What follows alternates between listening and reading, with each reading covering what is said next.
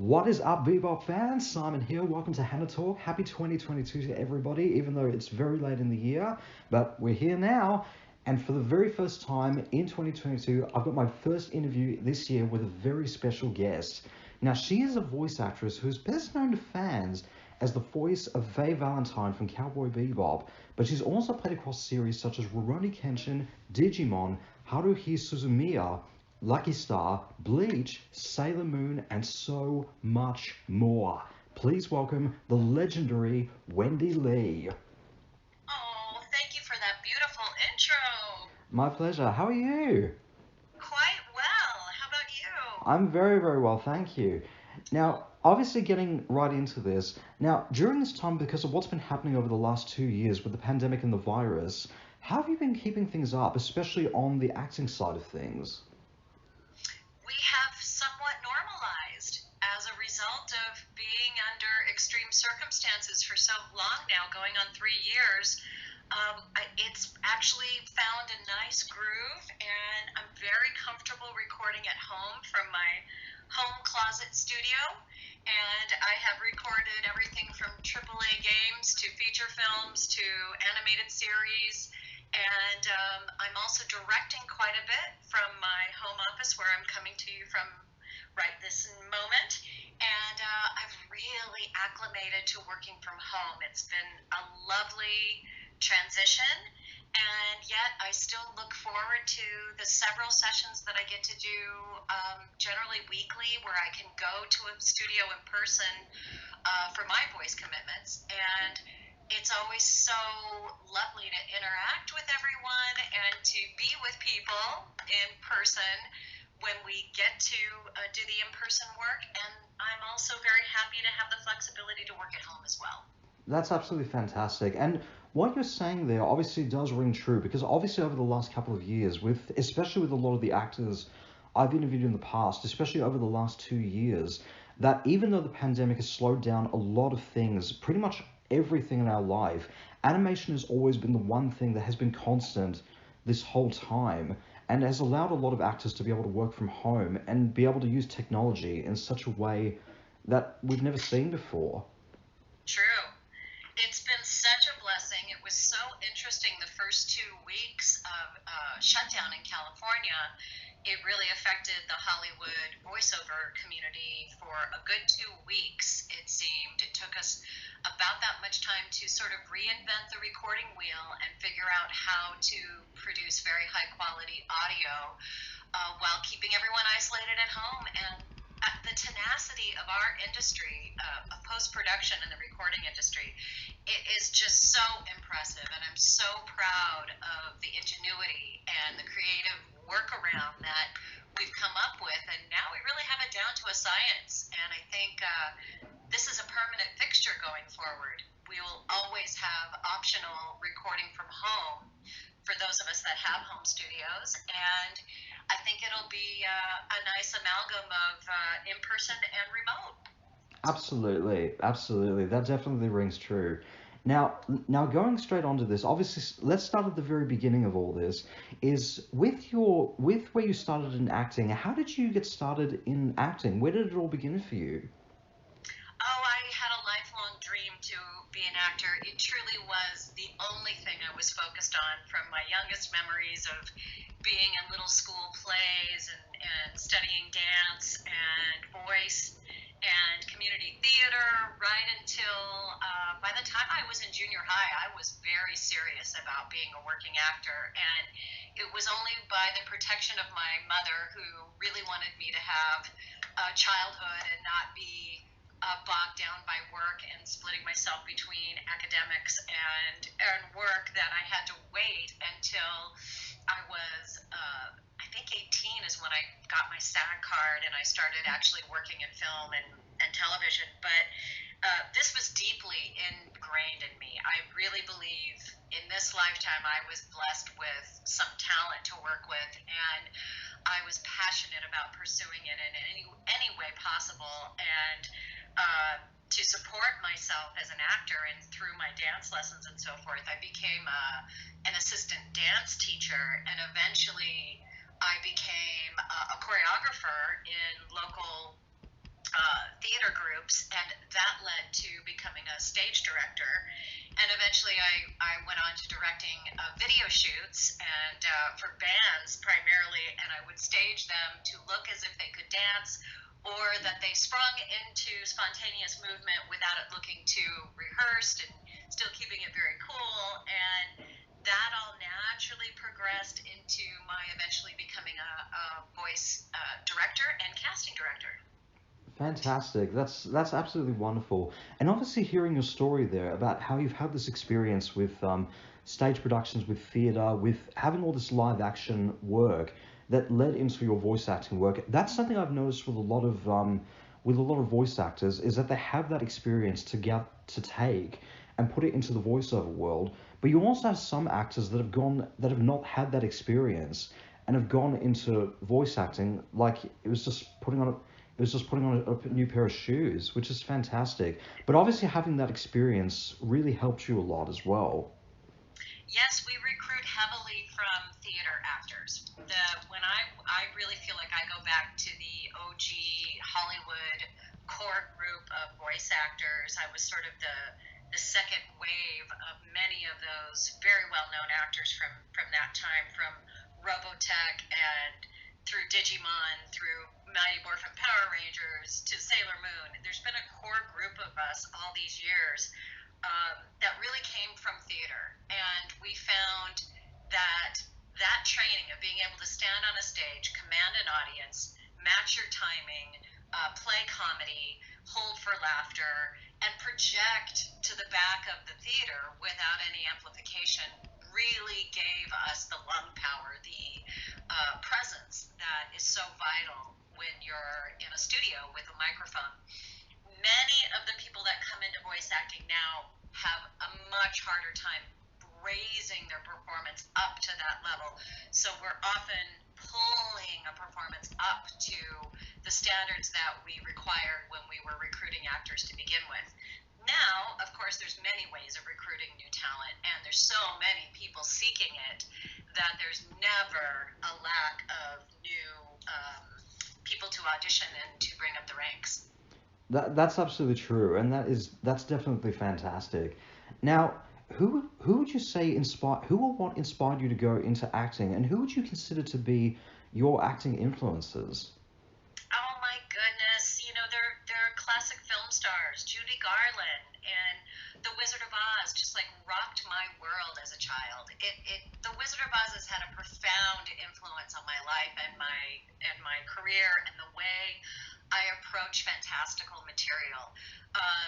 It's the singing ability of Judy Garland, her ability to deeply play characters with so much nuance. And I mean, it's hard to believe, but Shirley Temple was originally cast for the role of Dorothy Gale in The Wizard of Oz, and she was under contract and couldn't get out of a different studio's contract. So it eventually went to Judy Garland, which probably exploded what would have been a successful career anyway. But being able to see younger talent on screen was vital to my growing my dream of being an actor and finding my place in film and television and so forth. And some of my favorite actors are Vanessa Redgrave. She portrayed Isadora Duncan, the mother of modern dance, that had such a profound influence on me as a dancer.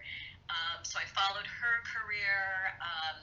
And then there's a ton of comedians like Tracy Ullman and Lucy and Carol Burnett. And I mean, the list goes on and on. And then I'm a Natalie Wood fan, and I love and have studied much of the work that she's done. I mean, my influences are great. Jane Fonda, so many actors. And also seeing other children performing, this is, when there wasn't a lot of material with a lot of children performing. So anytime I could see other kids on stage, on film, I was really inspired by that. And that's sort of my origin story, where it begins. That's fantastic. That's absolutely wonderful. Now, across all the series that you played, whether it's been series you performed in the past or you currently do now, Do you walk into a series or a project expecting to play a certain role, or is it like going up to a Jack in the Box? You don't know what to expect. For like choosing a role that you want to play? Very much so. Very much so. Oh, we have absolutely no influence and no say or otherwise in the roles that we're cast for. We, when you're an actor, you want to be a working actor. You want to be able to make your living as a performer, and you're grateful for every job. So that is the one thing I think we all have in common in post-production is that we reined in our egos. We're not shooting to be stars or celebrities. We're focused on the work at hand. It's extremely technical and it's incredibly creative, very right brain, left brain, and integrating those hemispheres is where the magic and the music really happens. And I say music because I often use musical analogies when I'm directing for achieving the dynamics and nuance that I think I'm known for. I'm very particular and I have a very high bar for the shows that I get to direct. And when it comes to casting, it's sort of a numbers game. The more you audition, the higher your ratio of booking a role. And that's sort of all it comes down to. So actors want to be invited to the party. In other words, we all want a shot at the material. And I think many of us feel the same way. We aren't looking for a handout or a favor. We're just looking for an opportunity. And therein we can present the talent that we have or our ideas that we can bring to a character. When the casting happens, that's completely out of our hands. Rarely do we have any say on any of the roles that we play. Basically, you can accept a role or you can pass, and passing on parts is highly unusual, very rare, but that occurs once in a while. Mostly we celebrate each job as a win, and we're grateful for it. That's fantastic. That's such a great attitude to have, and that's amazing. Now, even this phase of my career, I mean, I'm 4 decades into my career, and I still audition every day. That's fantastic. That is absolutely amazing. Now, looking across at as many anime fans out there will know that a lot of anime series is typically based on manga. Now, for any of the anime series that you've worked on in the past or currently do now, have you ever read the manga for any anime series or became familiar with a particular project before you started working on it? Not entirely. I did get a little bit into the manga on Bleach because I was directing it for 4 years straight. And to get oriented with the story arcs that would be coming up based on the manga, whenever the series was following the manga, it was insightful to take a look ahead at what was going to be coming. It sometimes did apply to the current story arc I would be working on, but generally, no, I don't get a lot of additional information unless a client has asked us to take a look at something, sent links, provided manga, provided any additional material. Once in a while, I'll team up with a production company and ask, is there any source material that you'd like to share with me or anything else I should take a look at?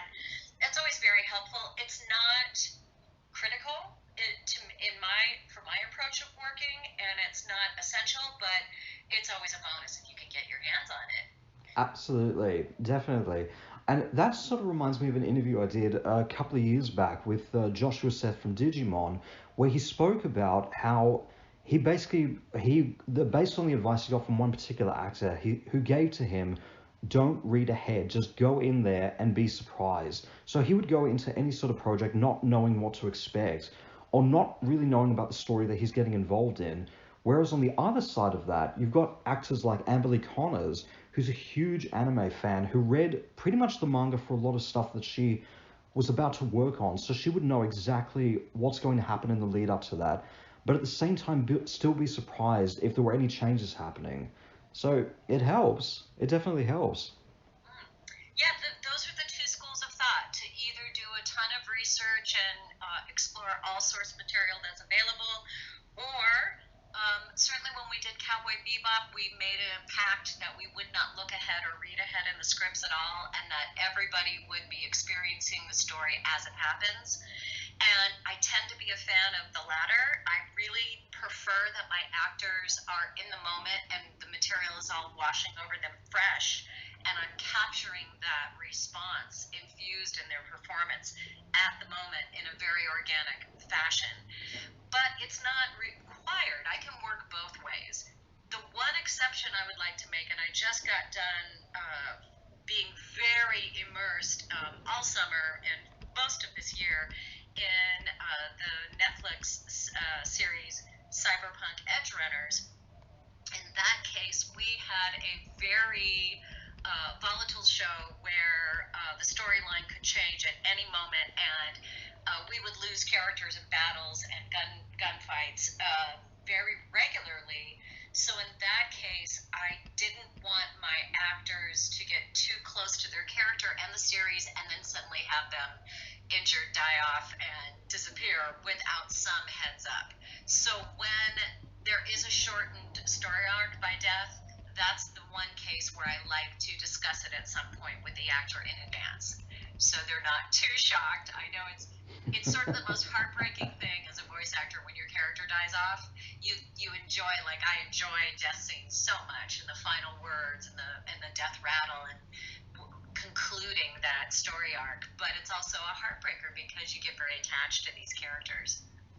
That's fantastic, and that's absolutely true. And now going across into this, what was like your first voiceover role, and what was it like doing that role? I got a chance to audit an audition session that was going on at Intersound Studios in Hollywood, California. And a dear friend of mine who was a live sound engineer who did live sound mixing for major rock and roll acts touring throughout the country and the world. When he was in between tours, he would do some sound engineering at this studio, Intersound, and he knew that I had a ton of crazy voices and imitations and mimicking that I would do with all of our friends and entertain everyone. So he said, you should try this voice acting thing. And I said, oh, yeah, I absolutely want to get into voice acting. I really have a feeling this is something I could really thrive in. And he said, why don't you come watch an audition? And I was just beyond excited. Got to audit, got to check out everybody's work and to see what the process was. And at one point, they had a block of time that was open, and they asked if I would like to read. So I got to go in on my first audited session and audition, had a great experience, thought it was much harder than I expected, and just really hoped I would get another chance to read again or get involved somehow, having no idea how to pursue that. And out of the blue, I got a call several weeks later saying I was cast in a new series called Robotech. And that was my first series and my first audition. Wow, that is fantastic. That's absolutely wonderful. Now, going across into some of your most iconic roles, now you're best known as Faye Valentine from Cowboy Bebop. What was it like playing that character and in a series as iconic as Cowboy Bebop? I think Faye was probably my best natural fit of a character I had ever played up until that point. She seemed to be the most westernized and contemporary of all the characters I'd ever played. I played a lot of stereotypical sort of cutesy girls, timid girls, sultry girls, very, very typically stereotyped and somewhat limiting because they're Japanese archetypes that are being depicted in anime, and they have very set styles for each of those characters and all of those archetypes. But Faye broke that mold. She felt like a California girl to me. And I had been very connected in the music scene and been backstage to many of these big arena shows with my friend, the sound engineer Chris Sampson, who got me into this business. And he deserves all the credit for it. He gave me my first opportunity. But backstage, I would see these girls and wheeling and dealing and sort of using all of their charms and wiles to seduce and open doors and make people laugh and get attention. And Faye fit right in with those girls. I knew those girls, and I understood where she was coming from, and I knew that she was somebody I could flex my strength with without breaking her femininity. She felt like a feminist. She felt very power forward. She was, she was girl empowered, and I hadn't played a lot of roles like that, so I felt like I'd finally been given the costume, the arms, the legs, the mind, and the dialogue to really fully play what all of my potential within me was begging for. So she felt like the best fit of a character I'd ever played, and to this day, she's still my favorite. That's fantastic. That's absolutely wonderful. And I will say straight off the bat that like Cowboy Bebop is one of the best anime of all time.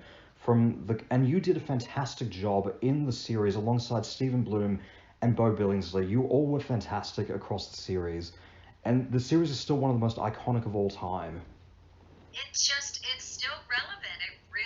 It holds up. It's remarkable. And, we were very excited that Netflix gave it a shot as a live action series. And I really wish that the show had gotten a little more support and just a little more love, because there's no telling where they could have gone storytelling wise with a season 2 or a season 3, but I really think the characters would have developed, and we could have had a longer life and experience with Cowboy Bebop, even if it wasn't perfect or up to whomever's standards. I know all of us as a cast, Bo, Melissa, Steve, and I were all pulling for the success of the show, and boy, we were met with some really nasty comments by people just shredding them to bits. And I mean, for what? For trying to revive this show and give it more longevity? I just hope people really kind of reach in their hearts and try to concentrate on, there's ways to give constructive criticism without shredding people to bits. And our culture is getting so mean in so many ways, and it's very disappointing when you're observing all of this passively and there's very little you can do or say about it. So when I get a chance to support Bebop in general, it's always an honor to be able to do that. That's absolutely a great attitude to have, and that's definitely true. Now, obviously, before we start getting into talking about the live-action series, now, the biggest question a lot of people still have with regards to the original series is particularly the ending of the series. What was your interpretation of what happens at the end of the series, and do you think there's potential for a season 2 of Cowboy Bebop, the original series? So my takeaway of the ending of the entire series, in a word, is denial. I don't believe that we lost Spike, and I just will not subscribe to that. I think there is always a way of invention to bring back an anime series or a character. So, that would be my dream. But yes, I think there's far more stories to tell.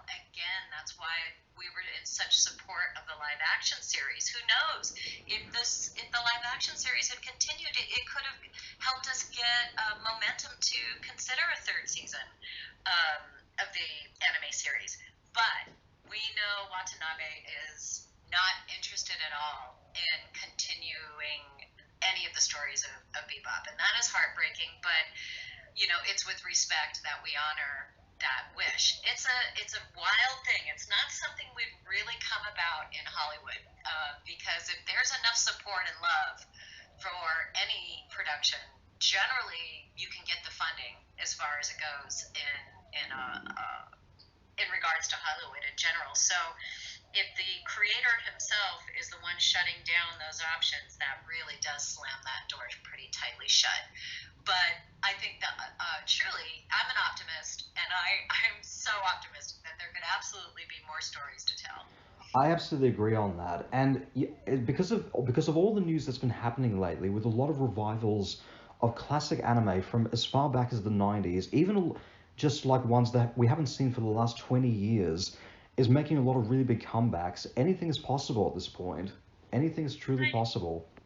Yep, there's a lot of nostalgia, and also our generations are redefining what animation means. Obviously, it's not just for children. I mean, we are a generation or two of kids who grew up on great animation, and we have decided that we're going to be animation supporters and watchers and viewers throughout our lives. So that opens up the door for all kinds of more adult titles, edgier shows. Certainly, Cyberpunk has a lot of that.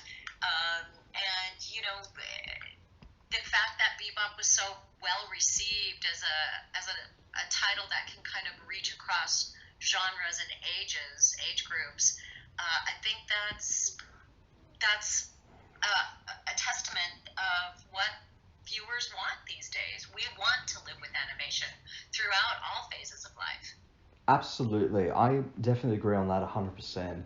Now, talking a little bit about the live action Cowboy Bebop series, did you ever get to watch the series when it first came to air? Oh yes, right away. Fantastic. And what's been your opinion on anime being adapted for live action? I am not of the camp of criticizing and shredding every attempt at getting it right. The mistakes are essential in the creative process. You have a success, you have a downfall. You learn from that downfall, you pick yourself up, and you overcome it to become even better. So growing pains are natural in the creative process. I just don't know why so many people take such pleasure in being critical and shredding creative efforts. To me, it's essential to have a playful, open, positive mindset in the studio when creating animation, any kind of recording, so that the actors have the safety to try different things, which will include some mistakes or some poorer choices. It's subjective. I don't think that slamming and criticizing efforts that are creative are a productive investment on any level. Everybody's going to be sensitive to things that they care about, and that is to be respected. But if you don't care for something, you can move on. You don't have to destroy it. And everything we think and say and do is what creates our worlds and our realities and who we are. So spreading poison and hating on people that are just trying to take a title that was a successful anime title and bring it to another level, to me, does not merit death threats. I mean, I just don't understand that mentality at all. But people can be wretchedly mean on the internet when they're anonymous. If you were talking to somebody in person, you might think twice about the way you would handle something like that and the tone that you're setting. But more than anything, what you're doing to your own energy field. Polluting yourself with criticism and negativity is only something that's going to rebound back on you as a reflection of your own life. So let's try to get out there and support people that are trying to appease the fans and bring them new content. Give it a chance, and if you don't enjoy it, pass. Someone else may enjoy it, but by shredding it publicly, you make other people intimidated to feel good about something. So anyway, I didn't mean to take a detour there, but it's important that we think twice about our actions. Truly. I think that is fantastic, and I will say this straight off the bat. If this was honestly like a variety show in front of a live studio audience and you gave off a speech like that, I guarantee you there'd probably be a standing ovation right now as we speak. Because that is fantastic. Yeah, thank you. That's because we are connected and spiritually on some level. We all really hope for the highest good of our collective experiment as human beings, right? I mean, ultimately, it's so much easier to support each other than not. Absolutely, that is definitely true. And I will say this for the live action Cowboy Bebop series, having watched it myself, it was fantastic. I absolutely loved it and everything. And I will say this about the anime though, that you, Stephen Bloom, Bo Billingsley, Melissa Phan, all the actors across the board, and the anime itself, you all will forever remain important to the legacy that you've established with Cowboy Bebop. Thank you. You know, that means a lot to us, and that's really all that we want to maintain is that we're still involved and associated with it. It means so much to us. We call each other our Bebop fam. We are a family of friends that have stayed close ever since that experience. And you know, we were just so excited and thrilled that Netflix took a chance on Bebop. And I just think that the actual set design and the lighting and the costumes and the look, the grit, the feel of the show was just beautiful. And I think they really accomplished something so cool. And they made a decision not to copy every aspect of the animation, but to try to, in a way, update it, I felt. And I think their attempts were solid. I think the characters, spending more time with the characters would have, and being more lived in the characters, would have really developed the show. And I think a second season would have helped achieve that. So anyway, if you are friends who are listening out there, if you are taking a listen to the show and you do get a chance to watch it, just try to have an open mind and look for the things that you do like, and look for the cool little Easter eggs that they put in the show. Like they actually had created wanted posters of our characters, and we're looking for ways to incorporate them into the series. And we believe we spotted a wanted poster for Steve on the refrigerator in the Bebop.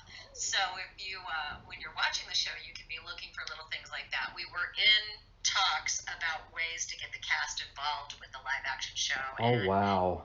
Had we been given a second season, I think that would have happened. Well, it's totally possible at this point. Like, you never know. And of course, with the even though the live action Cowboy Bebop series ended after one season, they're still continuing the story in other formats, from the comic books, even potentially doing a manga for it at some point. So it's still continuing to have that support, which is great to see. Oh, yes. It's fantastic. And, you know, the series lives on, and, you know, we get to talk about it all the time and share it with fans when they come to us for autographs. And, you know, that love is something that connects all of us, and it's a really beautiful way to be in touch with you and the viewers. And it's really it holds great affection for me in my heart. Absolutely. That is fantastic. Now, another character you've also been best known for is Yahiko from Rurouni Kenshin. What was it like playing that character in a series such as Rurouni Kenshin? Yahiko, the Komiya Kushin style. He was probably the most sporty, athletic, vocally intense character I had ever maintained for such a long period of time. And I really enjoyed it. It just cracked me up how he would have to be relegated to working out with a wooden sword instead of a full-fledged ninja weapon, and how he looked up to Kenshin so much, and kind of what a rough and tumble sort of, what is it, like he just leaned forward in life and would just feel his way through everything and fall on his face and make mistakes and pick himself up and work harder. And it was just like the fortitude and the camaraderie with him and his little family, his team, that I really enjoyed. That's fantastic. And you did a fantastic job in the Rurouni Kenshin series, and it's still such an iconic anime series. It's still so fantastic. A lot of that is because of Richard Cancino and Dorothy Fawn, who were just, you know, fantastic cast members to be, you know, playing against. Absolutely. Now, talking a little bit more about Rurouni Kenshin, we of course have the Revival series, which of course was announced just, I think this year or last year, I think it was. What was your reaction to hearing that they're going to be reviving Rurouni Kenshin as a full-blown Revival series?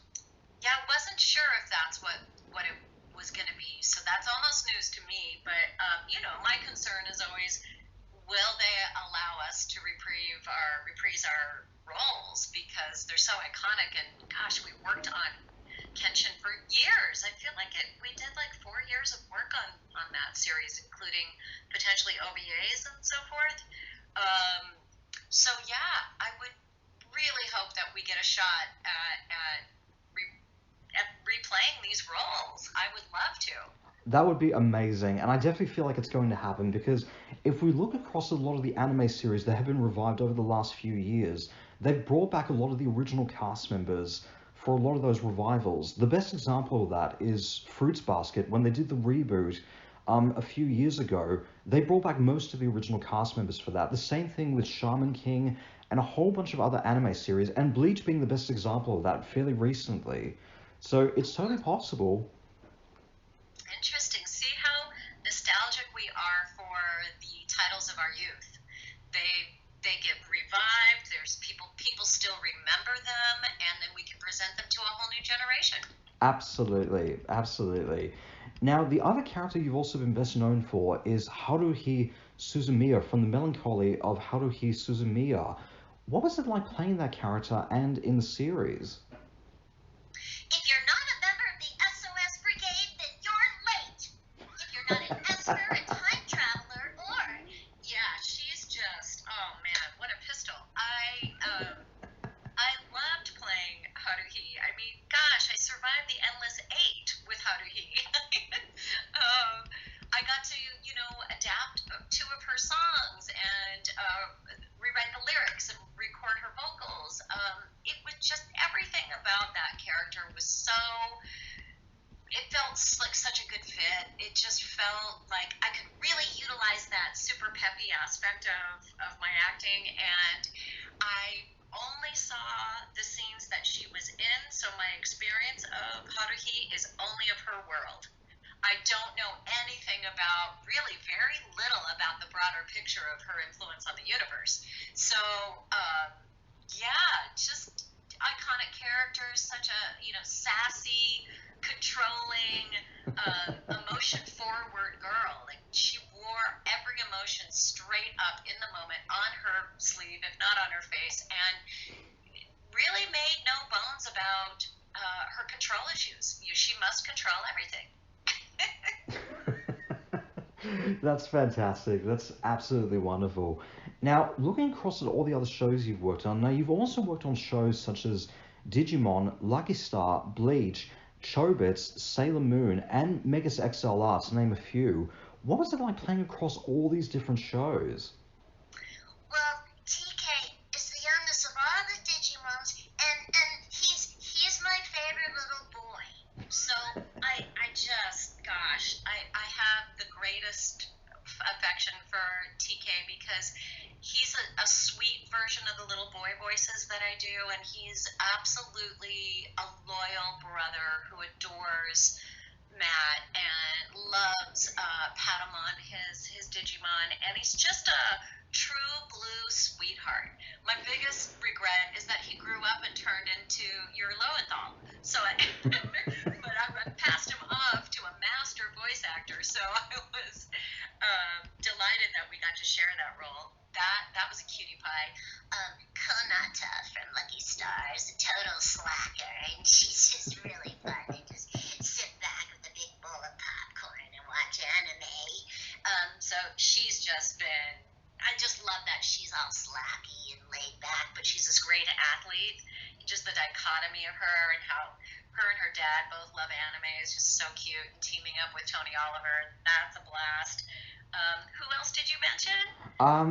So the other shows I've got listed here is Bleach, Love Hina, Outlaw Star, Chobits, Sailor Moon, and Megas XLR. Oh my gosh.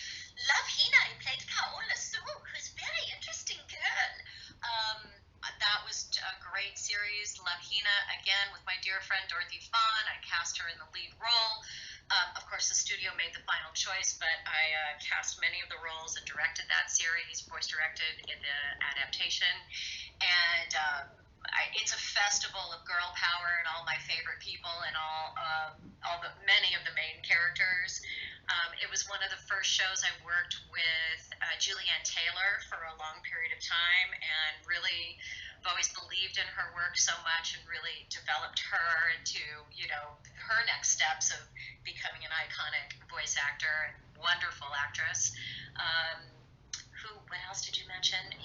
Love Hina. Who else did you just mention? Now, the other shows I've got here is obviously the two biggest ones that stood out to me a fair bit was Megas XLR. Megas XLR. That's the series series that we'd love to get another season. That was opposite Steve Bloom, and he played the great Jamie, who is just like the best sidekick to Coop, the main character, and Jamie would bust out his girl scream every once in a while, which just puts me in stitches. I can hardly stand up when he does his girl screams. Love it. And Kiva, the character that I played, the girl from the future who wanted her robot. Give me back my robot. My robot. No, my robot, Coop. And I'm going to have to train you how to use it. And their battle of going back and forth, and her being a time traveler and being stuck in the present in New Jersey, and anime meets New Jersey was just the coolest concept, and just love that it was a co-production with Art House from Japan and our animators, also our creative team here in the States, and would love to get another season of that. At the time, we were told that Cartoon Network felt that robot shows, mech shows, were not in fashion. And after they shut down our second season, 2 more robot shows appeared, and we were very disappointed that our show wasn't part of that. So that was disappointing. But gosh, so fun. Clancy Brown played a bunch of our villains. I mean, he is just like a character study in, just fantastic voice work. Plus, I love his on-camera career, so he was really fun to hang out with. David DeLuise was just a complete crack-up and completely unhinged in the role of Coop. He was just amazing. We had a lot of great guest stars on that series. It was fantastic. It definitely was a fantastic series, and as mentioned about before, we're slowly getting a lot of revivals to a lot of these classic shows, so it's totally possible, anything is possible at this point. Megas XLR is probably going to be the next one above, because we are getting a lot of robot shows now, which is pretty cool. That'd be great. Well, a momentum from the audience always makes the difference. If that ever starts to gain in momentum, I'd love to see it happen. Absolutely, that would be fantastic. Now, talking a little bit more about with regards to Digimon, what was your reaction to the latest films in the Digimon franchise, but also when they had rebooted the series? Well, I haven't been included, so it's all quite disappointing for me. They made a decision across the board after they did the revival with Joshua Seth. They then made a decision going forward not to use the rest of the voice cast and to replace us with younger actors. So that's super disappointing. I never even was involved in any discussion about it. I've only just heard hearsay after the fact. But my little TK never got any older, and he could easily still be the same guy. So that's, we are voice chameleons, and sometimes I think production, the higher-ups in suits don't always understand creatively. They're not necessarily creative people. They're attorneys and people that do the funding and the business side of, so important to the business side of what we do. But on a creative angle, some of us would still be able to play those characters, and I know some of the characters may have aged out. Their voices may be obviously sounding too mature. There's also things that we can do. They can be pitch shifted slightly through Pro Tools. It's a way of raising the pitch and making a character sound slightly younger. So if they wanted to work with us, that could have been achieved, but that was a decision that was made by people in suits. That's definitely true, but it would be fantastic to see, like, not just yourself, but also the other cast members from the Digimon, across the Digimon universe, come back into the world of Digimon at some point. That would be amazing. That would be so fantastic. Perhaps they'd be open to us playing some of the guest roles. Who knows? Absolutely. Now, talking a little bit more about another series, Bleach, what was it like playing across a series such as Bleach, but also with the return of the revival series? Yes, I'm waiting to find out what my involvement will be in the revival. I am in touch with the studio, so that's good news. Directing it for 4 years was really a challenge. It's almost like dealing with 2 completely different stories, because you have the Wako Mundo Ichigo stories, and then you also have the Soul Society, and then you also have the Earth present time of the high school kids and so forth here on Earth. So it's a lot of dipping back and forth, time jumps, which always get me a little confused. Time travel is my favorite sci-fi convention, but it always confuses me, so I have to really pay attention. It's technical. There's a lot of Japanese words that have to be standardized and said correctly every time. There are several modes that a character like Ichigo has his persona when he's a high school kid, and he has a whole different persona when he's in the Soul Society. It's very much the same for Yoruichi. I mean, Yoruichi was a black male cat before she ever transformed into a human, and so that was really interesting. You have to keep track of a lot of material. It's very heady. I think that Bleach is very it plays up to its audience. It doesn't candy coat anything, and it has a wonderful mix of drama, suspense, and comedy. So those are sort of the things I enjoy the most. Absolutely, it was definitely a fantastic series, straight off the bat, and you and the other cast and all the cast members across the board were all fantastic. You were all absolutely amazing, and I was really excited when I heard that they were doing a full-blown revival series to tell the rest of the story that they never got to tell in the original series, which is fantastic.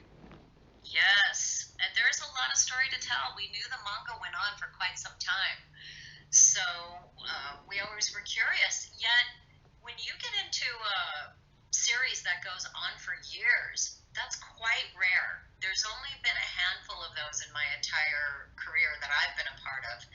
Most shows come to a conclusion, and they usually conclude within a year's time. So to be able to play those characters and add on to them and keep expanding the cast and fleshing out the stories was just a really fully engaging, immersive experience.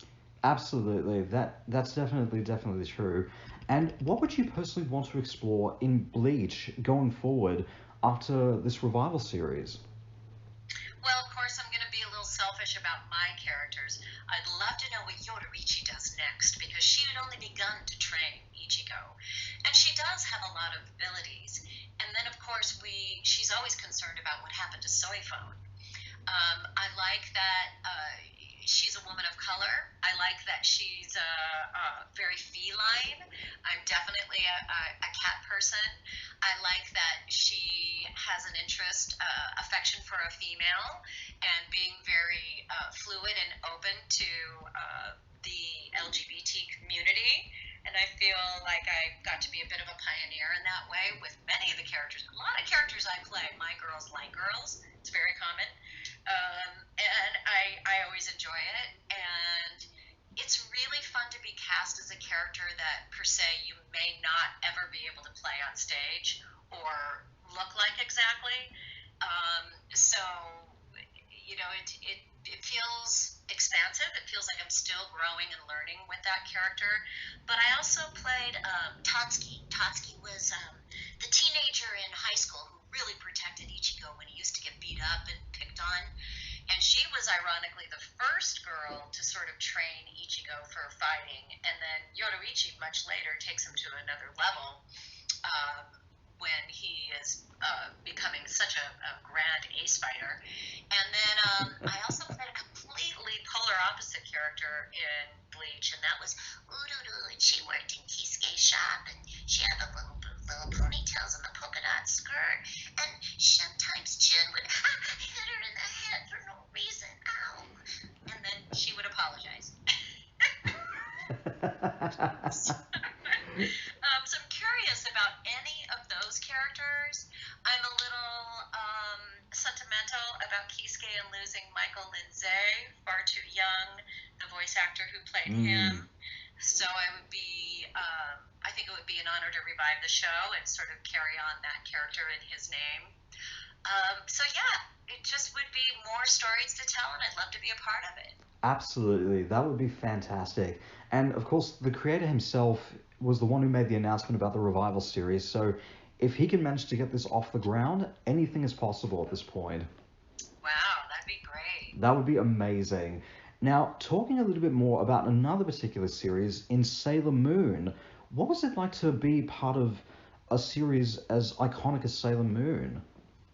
I was amazed that we got that series because Sailor Moon's been dubbed for, decades, for such a long time. It's so iconic and it's such a signature girl power show that I was always curious about it. But I hadn't been a fan, I hadn't seen much of it. All I really knew was the marketing and the merch. Um, so when we heard it was coming to Los Angeles and one of the major studios here was going to be handling the dub, I was just, jumping at a shot to play any of the characters.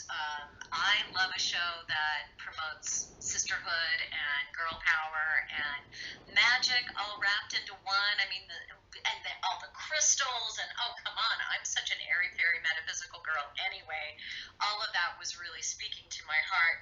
And I was told that I couldn't audition for the series because they were going to have me reprise Queen Serenity, which I had done years ago, and I didn't even remember doing it. It's in my credits, but yeah, I did a limited version of it, I think in the 90s, and gosh, I don't think we did very much. Maybe it was a film or something, but because of that, the production company kept it consistent and let me carry on with that character. And to be a queen of serenity, what a beautiful message. I just love everything about that. And to be a goddess, with a beautiful gown and a loving daughter, it was just, so wonderful. Just such a treat. Absolutely, that is fantastic. And of course, with what's been happening with Sailor Moon, with the latest films that have been coming out, what would you personally want to explore in terms of with Sailor Moon going forward, in terms of series or films?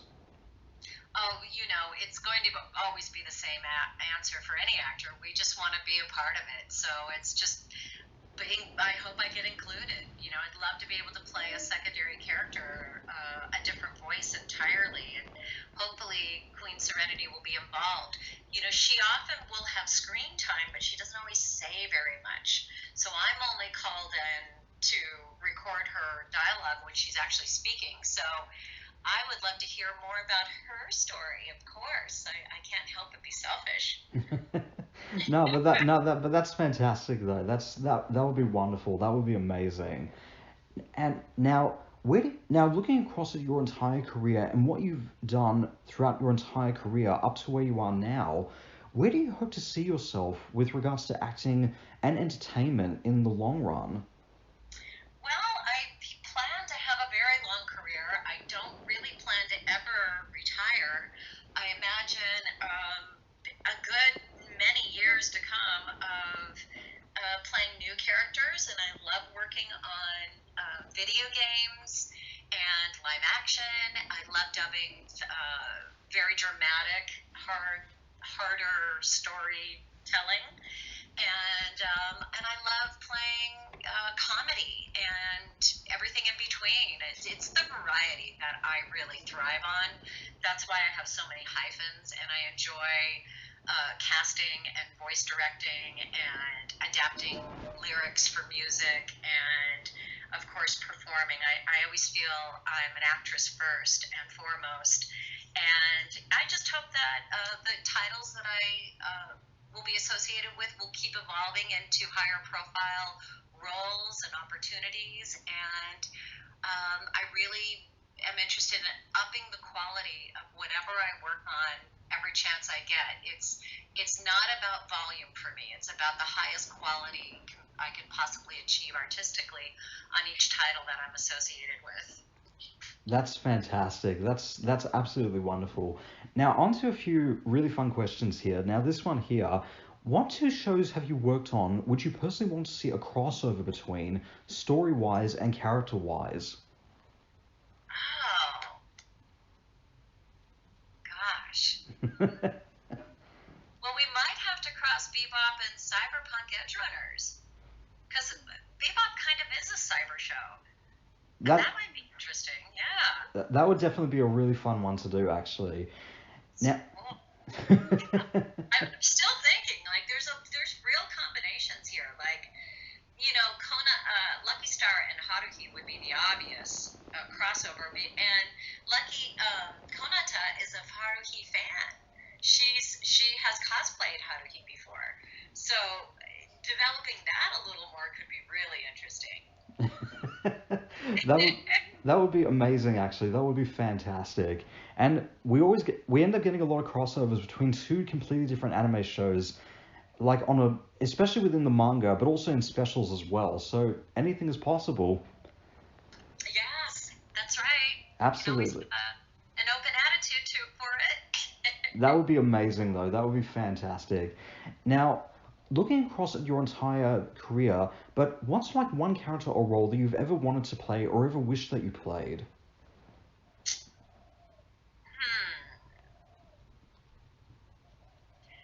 There's always a few, the one that got away. There's a few of those, but I really try not to dwell on any of the downside, because the thing about being a voice actor is that you're subjected to a tremendous amount of rejection.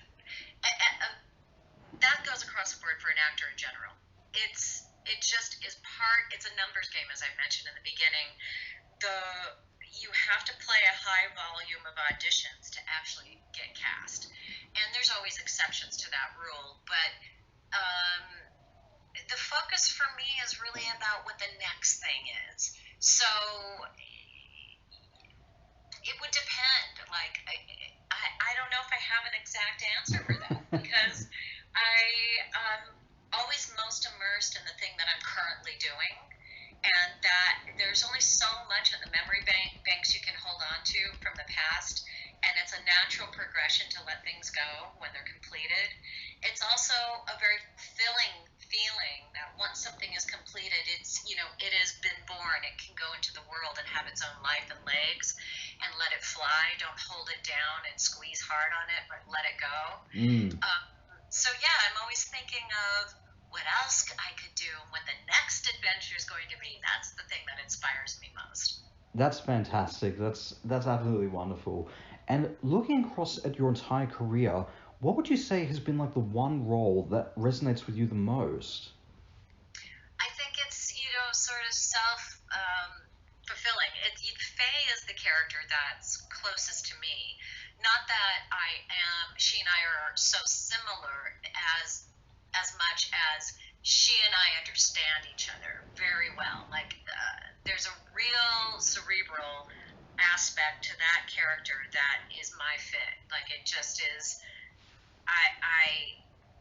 I can't imagine anyone else playing her, and I have to say it was very hard for me in the beginning, even in the live action series, because Daniela's interpretation of Faye was completely different than mine, and good for her. Why not? Why not create something that is wholly from yourself? And she was quirky and tomboyish and very different, and I played Faye very sultry and sort of conniving and cunning and just one step ahead of whoever she's engaging with. So yeah, I don't know if I answered the question. No. That's fantastic. That's absolutely wonderful. Now, a bit of a head scratcher on this one, but what is your view or opinion on where the voice acting and animation industry stands within the entertainment industry? Where the voiceover, say it one more time? So what's your view or opinion on where voice acting, not just the voice acting industry, but also the animation industry, what's your view on where that all stands within the entertainment industry as a whole? Well, I think it's a permanent fixture, and it's a growing field that's being taken very seriously, and wasn't for some time. I felt in the beginnings of getting anime and dubbed content from other countries into the mainstream of Hollywood was very much an uphill battle, and it was not really respected or taken very serious in the beginning, because we were given such tiny, limited budgets from which to create an adapted title. And the thing you have to understand about post-production is that whenever a title is greenlit and given financing, the majority, by far and away, the lion's share of the pie goes to primary principal production.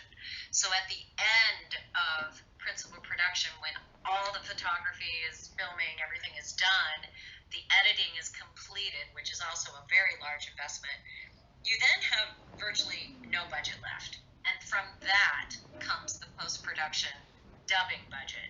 So often we're forced to work on very limited finances. And that's when those finances are squeezed so tightly, it goes to lesser known studios that are willing to work on a shoestring with very little financial support. And we'll often pass on those productions in Los Angeles in an effort to keep the quality very high. So it can be a situation where you want to pass on the lower funding titles because you just can't create the artwork that you want to create when the funding's so tight, and you have to work really, really fast just to get every line recorded. And I'm sure the fans can hear the difference of a show where there is a very popular studio that literally records 2 pages of dialogue at a time. In Los Angeles, we record each and every line, 1 line at a time. There are exceptions. Sometimes an actor is really very skilled and able to pick up 2 or 3 lines at a time, but we are expected to get 25 finished lines of recording per hour. And if the funding is tight on a project, you could be forced to get a higher yield per hour, and that means less quality in most cases. So yeah, I'm really interested in creating art on whatever level. I want to leave a legacy of great high quality work. That's fantastic. That's absolutely wonderful. And if you could change one thing about the entertainment industry, what would that be? I think that equality is super important and is very much the goal that we are getting close to attaining. But in doing so, I really have to say I'm disheartened by these very strong and fast rules that have suddenly taken over in casting, and certainly in Hollywood, where now we are only allowed to play what our own ethnicity is. And I'm concerned that could translate into a sexual orientation. And I think it's important as an actor, you are a vehicle for all the many life forms and lifestyles that the human experience has to offer. Yet you get to traverse many, many lives and lifestyles and biographies and stories in one lifetime as an actor. And to limit that to only the ethnicity and the color that you are feels as if the pendulum of equality is swinging a little too far to the extreme. And as a pendulum does, it eventually finds its balance somewhere in the middle, and I'm hoping that we'll get to a place where, yes, we include those ethnicities first and foremost. They should have a shot at those characters, and they should absolutely be included and heard first. And I hope that the rest of us can also have an opportunity at those roles too. And at the same time, it's very humbling because it's teaching me as a white Caucasian chick that I don't necessarily get to go to the front of line for an Asian character or a brown character or any woman of color. I'm going to be a secondary choice. And that's fine with me as long as I can also be in the running. So anyway, a lot of people have been making apologies for playing ethnic characters and being very eager to have themselves replaced. And I just feel like we're overcompensating a little bit on the PC value there. And it's a super important message. I think it's just very important that it also gets grounded in balance. And ultimately, that is what we're seeking to achieve. A yin and a yang, a male and a female, a balance, a harmony between the sexes and the ethnicities and the human condition. Absolutely. I think that's a fantastic attitude to have. And I think it's something that a lot of us need to have, especially if anything the last 2 years have kind of taught us, is obviously having that sort of attitude as well. I mean, and hopefully we'll have that going forward. But that's something we all need to hold on to and we all need to learn about, or kind of relearn about in this case, which is fantastic. And I will say this straight off the bat, that as myself as a fan first, that especially when people ask me about why it is that I go to comic conventions, I've said this across in many interviews that I've done, and I will say this to the day I die, that I go to meet the voice actors. You guys are my rock stars right there. That has really elevated what we do to putting a cherry right on top of beyond and above all the other wonderful experiences that we can have as actors. To connect with a fan base that appreciates you is just, the icing on top. It's more than most of us could have ever dreamed of. When I came in to voice acting, I was completely unaware of fans for the first 15 years of my career. Completely oblivious, because one, you have to think back, guys, there weren't computers then. There was no way to reach out and be in touch with people in any form of social media. And you had to buy the content that we produced. It wasn't put in syndication or on TV for free. And there were no cable channels for movies. There was only MTV. And that's when MTV actually played music videos. And so later on in this evolution of experiencing the world as a performer and an actor, to find out that there is a fan base, a place where people like you who really appreciate and love and uphold this medium just raise us to a whole different level of joy and satisfaction. So there's just my heart is just overrunneth in appreciation when we hear sweet things like that, and I appreciate that so much. Thank you very much for that, and it makes me really happy to hear that same sentiment, not just from you, but also from all the other actors out there that have that experience and are able to experience that as well. And it makes everyone feel good. And I think if everyone has that sort of attitude, I think the world would be a better place to live in. It really would be. It's a great start. Let me tell you, if I had access to my favorite rock stars and film stars, the way that our fans are able to actually get FaceTime with us, to send us a letter and we'll give them a personal response or to sign something, I don't have access to any of my heroes to do that. So it's an amazing thing how open this exchange is. And as long as we can do it safely under COVID and still protect each other, then I'm all for it. Absolutely, that's fantastic. Now, without going into any spoilers, what's next for Wendee Lee for the fans to know about? Well, as I say, I just left a piece of my heart in living with cyberpunk edge runners for all this time, and I've been working on this show since November of last year. So I've been very immersed in this whole cyber experience, and it has been an incredible journey. And I'm just so honored that I was able to be the casting director for the show, the voice director, and that I also adapted and worked very closely with the writing team and this international production company that comes out of Poland and Japan and New York and Florida and Los Angeles. It's just the thing I enjoy the most in what I do is collaborating with great minds and creative souls. So when everybody's on their A game and bringing it, and we're all coming together and creating something, miraculous is how it feels at this point. It is just soul satisfying. That's the richest experience I could hope for as a creative being. So yes, that's been a huge part of my life, and I have several little voice characters that I did within the series. And I developed some wonderful new talent, and we also have celebrity talent in the show. So it's all been just a wonderful experience, and it ties in with the game and has really given Cyberpunk 2077 a huge boost in players. So that's awesome. And then it's really important that I mention I'll be at a convention next weekend, and you may be listening to this long after the fact when we recorded this, but next weekend is October 28th through the 30th, 2022. I'll be in New Jersey for DerpyCon, and it's only the second convention I've done since pandemic. So I've been very cautious in my outings. I work primarily from home.